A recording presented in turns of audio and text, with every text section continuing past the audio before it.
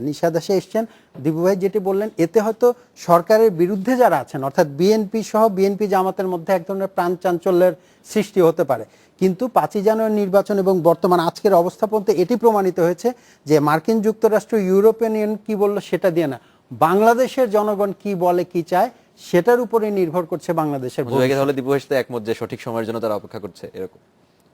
মার্কিন যুক্তরাষ্ট্র না, মার্কিন যুক্তরাষ্ট্র কখনো প্রকাশ্যে কখনো পেছনে রাজনীতি খেলে, এই ক্ষেত্রে এই খেলাতে তারা কোথায় যাবে জানি না, তবে সরকার বর্তমানে তারা মনে করছে তাদের অবস্থা সুসংগত, সেই কারণে মার্কিন যুক্তরাষ্ট্রের এই সহকারী পররাষ্ট্রমন্ত্রী বা অ্যাম্বাসেডর, আপনি জানেন মার্কিন যুক্তরাষ্ট্রের অ্যাম্বাসেডরকে 5 বছর মাননীয় প্রধানমন্ত্রী কোনো অ্যাপয়েন্টমেন্টই দেন না। এটাই হচ্ছে একমত যে আমেরিকা যাই করুক না কেন, তাদের মুখে যাই বলুক না কেন, কোনো দেশ স্থিতিশীল থাকুক, ভালো চলুক, এইটা তাদের কখনো সদিচ্ছা নেই এবং অলওয়েজ তারা একটা মানে এমন একটা পরিস্থিতি তৈরি করে সবসময় জন্য একটা সংকট জিয়ে রাখার একটা মানসিকতা তাদের মধ্যে আছে। মার্কিন যুক্তরাষ্ট্র সহ অন্যান্য জায়গায় তাদের ভূমিকার কারণে এখন এই সাউথ ইস্ট এশিয়াতেও কিন্তু কেউ তাদের ভূমিকাকে সরাসরি সাদা চোখে নেয় না, সবাই মনেই করে একটি সন্দেহজনক তাদের কোনো তৎপরতা পুরো আছে বিশ্বজুড়েই সম্ভবত। সর্বশেষ হলো আইএস নিয়ে তাদের যে অবস্থানটা, তাদেরই সৃষ্টি, এখন তাদের বিরুদ্ধে অভিযান।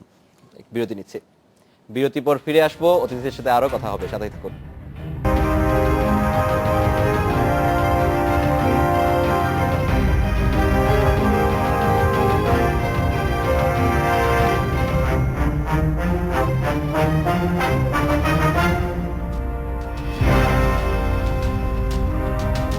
বিরতির পর ফিরে এলাম, দেখছেন বাংলাদেশ এখন। আমরা যদি আরো কয়েকটি আজকের যে খবর আছে, প্রধান যে সংবাদগুলো সেগুলোর দিকে দৃষ্টি দেই, তাহলে দেখবো যে দিনাজপুরে একটি সংঘর্ষের ঘটনা আছে।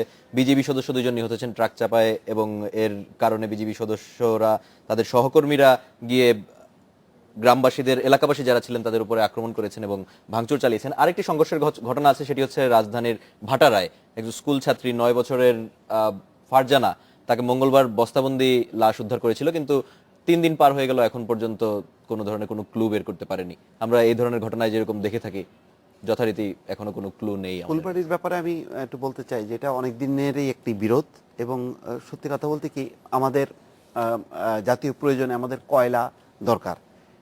এখন কয়লা উত্তোলনের পদ্ধতি কি হবে, ওপেন পিট না আন্ডারগ্রাউন্ড মাইনিং, এটা নিয়ে একটা বিতর্ক আছে। এমনভাবে ফুলবাড়িতে সাধারণ মানুষের মধ্যে, গ্রামবাসী যারা অনেক কিছুই জানে না এই প্রযুক্তি সম্পর্কে, তাদের মধ্যে এমন একটা ধারণা হয়েছে যে তারা মনে করছে যে যদি এই প্রকল্প বাস্তবায়ন হয় তাহলে বিশাল এলাকা হচ্ছে তাদের হাতছাড়া হবে, তাদের ভিটাবাড়ি ধ্বংস হবে এবং পুরো এলাকাটা একটা কি বলে পরিবেশ দূষণের শিকার হবে, ক্ষতির শিকার হবে।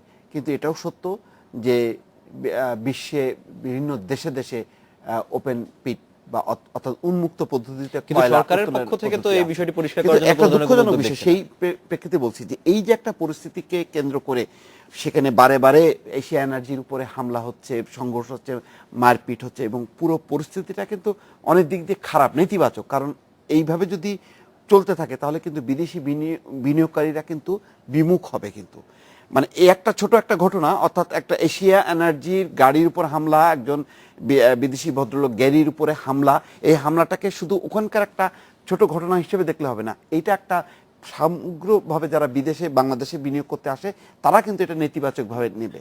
সুতরাং এই পরিস্থিতিটা উচিত ছিল সরকারের পক্ষ থেকে অনেক আগে থেকেই যারা আন্দোলন করছে তাদের জনপ্রতিনিধিদেরকে দিয়ে আন্দোলনকারীদের সঙ্গে একটা আলাপ আলোচনা করা, একটা সংলাপ করা, মানে মোটিভেশন করা যে কোনটা সঠিক, যেটা সঠিক হবে। হ্যাঁ, যদি ওপেন পিট যদি সেরকম ক্ষতির কারণ হয় সেটা হবে না, আর যদি ওপেন পিট যদি প্রয়োজন হয়, যদি না এটা যদি বাস্তবতা হয়, তাহলে সেটা কিভাবে ইমপ্লিমেন্ট করা হবে, কিভাবে যারা স্থানীয় মানুষজন আছে তাদের কিভাবে স্বার্থ সংরক্ষিত হবে। কারণ আমরা তো বিশ্বব্যাপী দুটি পদ্ধতিতেই তো কয়লা উত্তোলনের আমরা জানি, তো গ্রামবাসীর পক্ষে কিভাবে জানা সম্ভব যে ওপেন পিটটা খারাপ, আন্ডারগ্রাউন্ড মাইনিংটা ভালো? এটা তো তাদের পক্ষে জাজ করা সম্ভব না। এইটা জাজ করবে বিশেষজ্ঞরা এবং সরকার, এবং এই সরকারের তার জনপ্রতিনিধিদের মাধ্যমে স্থানীয় জনগণের সঙ্গে আলাপ আলোচনা করবে, আলাপ আলোচনা করার মধ্য দিয়ে একটা সিদ্ধান্ত নেবে। কিন্তু এই যে দফায় দফায় গত 8-10 বছর ধরে আমরা যে বিভিন্ন সময় যেই ঘটনাগুলো দেখছি, সেই ঘটনাগুলি কিন্তু আমরা এই যে কয়লা উত্তোলন, গ্যাস উত্তোলন, এইসব ক্ষেত্রে এই যে বড় বড় কাজ যেগুলি আমাদের প্রয়োজন, কারণ আমাদের বিদ্যুৎ উৎপাদনের জন্য কয়লা খুব অপরিহার্য, যে কয়লার উপরে এখন আমদানি নির্ভর, কয়লার উপর ভিত্তি করে সরকার বিভিন্ন বিদ্যুৎ প্ল্যান্টের কথা চিন্তা করছে। কিন্তু যদি এক ফুলবাড়ির থেকে আমরা কয়লা আহরণ করতে পারি, সেই কয়লা দিয়ে কিন্তু 2-3টা বড় বড় পাওয়ার স্টেশন আমরা নির্মাণ করতে পারি। তো সুতরাং এটা যেহেতু দরকার, সুতরাং সরকারকে সেইভাবে চিন্তা করেই তাদেরকে এগোতে হবে। মঞ্জু ভাই যদি ভাটারার বিষয়টি নিয়ে একটু বলেন। একেবারে ছোট করে এই প্রসঙ্গটা আমি যেহেতু আমাদের কাছে সময় একেবারেই ভাই তুললেন, একটি হচ্ছে এর মধ্যে একটি রাজনীতি আছে।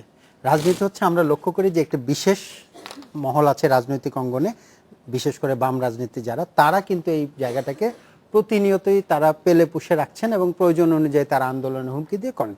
ফিরোজ ভাইয়ের সাথে আমি এই জায়গায় একমত যে ওই স্থানীয় লোকদের মূল কনসার্ন কি, যে আমি ভিটে মাটি ছাড়া হব কিনা, আমার কর্মসংস্থানের পথ বন্ধ হবে কিনা।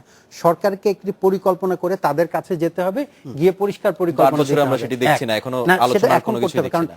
এর 8 বছর আগে কিন্তু আমাদের কোনো বড় ধরনের পাওয়ার প্ল্যান্টের প্রকল্প আসে না। এখন কিন্তু আমরা দুটি প্ল্যান্ট নিয়েছি এবং ক্রমান্বয়ে আমরা অগ্রগতির দিকে যাচ্ছি, ফলে আমাদের দরকার এক, ফলে নিশ্চয়ই সরকার উদ্যোগ নেবেন। আর ওই ভাটার যে একজন দুর্ঘটনার কথা বললেন, এটি আমার কাছে নিছকই দুর্ঘটনা মনে হয়। আপনি জানেন যাদের হাতে অস্ত্র থাকে তারা এক ধরনের উত্তাপ দেখানি, সেই কারণে ওইটাকে আমি ওইভাবেই দেখতে চাই এবং বিজিবির সাথে যে স্থানীয় এলাকাবাসী সেটা আপাতত মিটে গেছে। আরেকটি বিষয় আপনি উল্লেখ করেছেন যে ঢাকা একজন কিশোরী হত্যার ব্যাপারে এখনো আমরা জানি না। এটা কিন্তু দুঃখজনক ব্যাপার। বাংলাদেশে দেখেন 7 মার্ডারের ব্যাপারে আমরা কিন্তু আজকে প্রায় রহস্যের জট খুলতে দেখলাম মাত্র 24 ঘন্টা আগে, যে র্যাবের কারা জড়িত ছিলেন, কে কিভাবে, এগুলো আমরা বিশ্বজিৎ হত্যা মামলার বিচার হয়ে মানে রায় কার্যকর হবার প্রায় প্রক্রিয়ার শেষ দিকে আছে। কিন্তু অর্থাৎ যখন আইন শৃঙ্খলা রক্ষাকারী বাহিনী কোনো ব্যাপারে অ্যাটেনশন দেয়, তারা চায় তারা উদ্ধার করতে পারে, তারা যখন না চায় তারা উদ্ধার করতে পারে না। এর প্রমাণ হচ্ছে আমাদের সহকর্মী সাগর রুনির হত্যাকাণ্ডের এতদিন পেরিয়ে গেল, অনেক কথা শুনলাম, স্বরাষ্ট্রমন্ত্রী, তারপরে আইজিপি, পুলিশের কমিশনার, র্যাব ইত্যাদি, কিন্তু কিছুই পায় না। আমি এই কথাটাই বলতে চাই যে আমাদের এখানে শক্ত ভাবে আইন আছে, কিন্তু আইনের প্রয়োগটা হয় অনেক সময় বৃত্তের কাছে পরাভব হয়। আইনের প্রয়োগ করতে হবে সকলের জন্য সমান, তাহলেই বাংলাদেশে আইনের শাসন প্রতিষ্ঠিত হবে। আপনাদের অনেক ধন্যবাদ আমাদের সাথে থাকার জন্য। দেখা হবে আগামীকাল একই সময়ে। শেষ করছি বাংলাদেশ এখন। শুভরাত্রি।